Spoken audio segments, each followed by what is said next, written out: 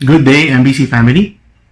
I trust and pray that we are all fine and doing well by God's grace. It's been 2 months since our government imposed a quarantine. It is hard when we are unable to go outside, do our routine or activities.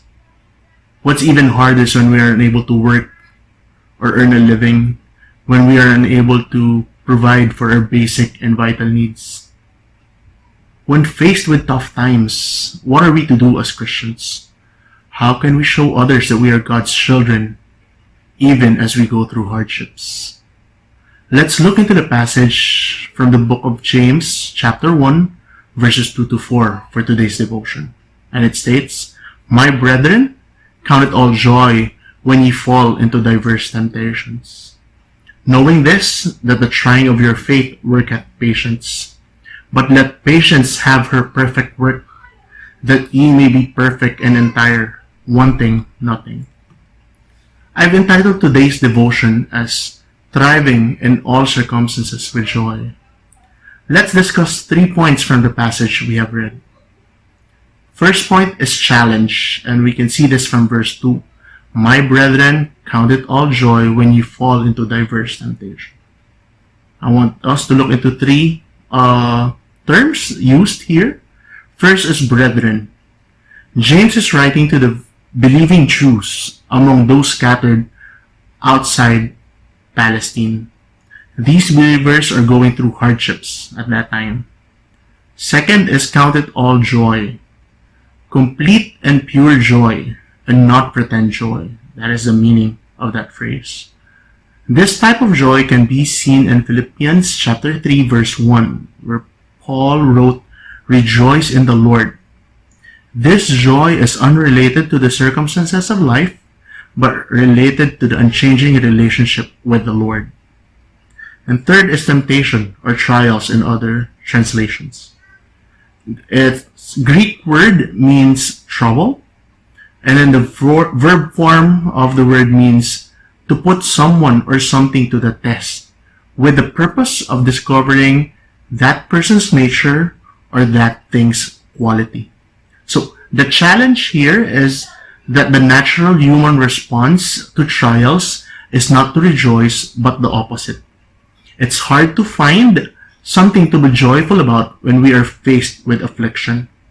What James is saying is that as believers, we must make a conscious commitment to consider what we are going through as something that is good for us, and we can have completeness of joy knowing that God is at work through those hardships. For a second point, I would like us to look into the process. And we can see this from verse 3 up until the first half of verse 4, saying, "Knowing this, that the trying of your faith worketh patience, but let patience have her perfect work." First term I want to look into this one is trying, or testing in other translations. Through tests, a Christian will learn to withstand the pressure of a trial until God removes it at His appointed time. We can see in 2 Corinthians chapter 12 verse 10, Paul took no pleasure in pain itself, but rejoiced and even cherished the benefit that is in the power of Christ revealed through him. Another term that we can look into is patience, which means endurance or perseverance. The original Greek language is very specific by denoting perseverance or patience towards circumstances that one endures, which is different than indicating patience towards people. Not that we shouldn't have patience toward people. Indeed, we should. But it is important to note that James was being specific here by referring to circumstances and not people. So the process is that God brings tests to prove and increase the strength and quality of our faith and to demonstrate its validity. If the believer fails the test by wrongly responding, the test then becomes a temptation or a solicitation to evil. And for a third point, I would like us to look into the result. And we can base this from the second half of verse 4, saying, that ye may be perfect and entire, wanting nothing. So perfect here, it's not a reference to sinless perfection, but to spiritual maturity. It's the same as with the term fathers pointed out in 1 John 2, chapter 14. Another term that we can look into is entire or complete in other translations, meaning all the portions whole.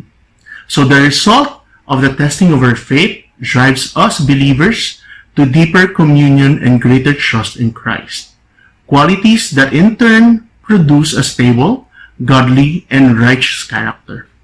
Our tested faith produces steadfastness.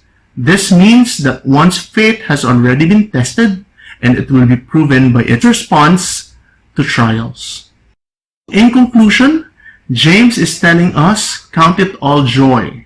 He encourages us to evaluate our way of looking at trials. We might be coping with the loss of a loved one, trying to overcome an addiction, or simply trying to live our lives based on our own set of plans. Our struggles to overcome these challenges will build our faith and develop an improved attitude that considers trials from God's perspective. Let us embrace trials not for what they presently are, but for the outcome God will accomplish through them. Thank you and have a great day. God bless you all.